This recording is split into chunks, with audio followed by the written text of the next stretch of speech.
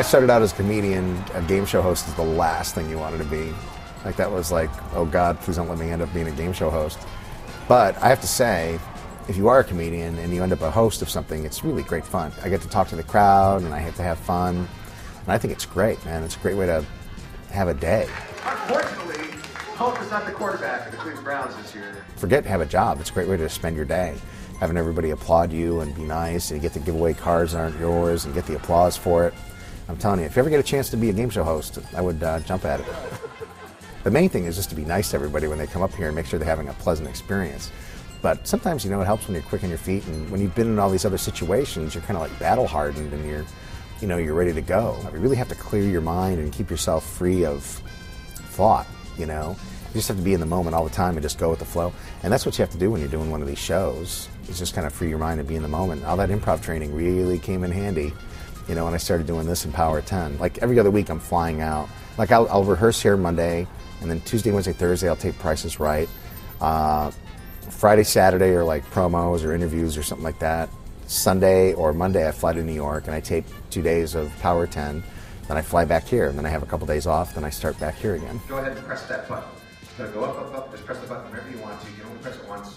Go for it. Bob said, there was something like, Drew said he would do it if I was cool with it, and I'm cool with it. And when I read that, I was happy. I was like, okay, good. Now everybody can get off my back. Because honestly, if I wouldn't have got his blessing, it would have been tough.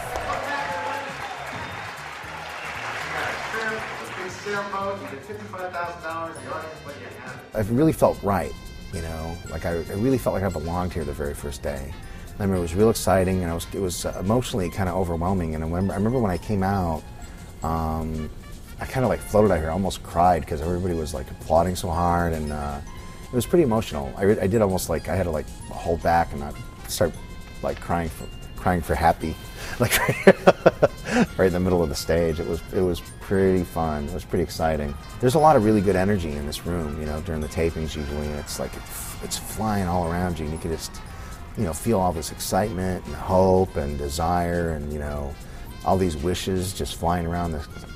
You can almost see them, flying around your shoulders in a big circle.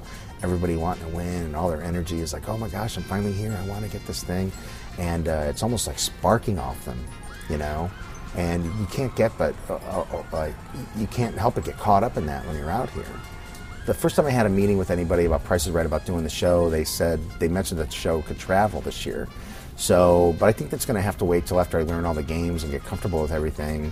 And then once I learn all the games and we see what we can take on the road, what games I think I'm doing all the games just fine, but that's kind of a big operation, and they don't want to. It's already kind of a big thing, like having an extra day of me coming in and rehearse and stuff.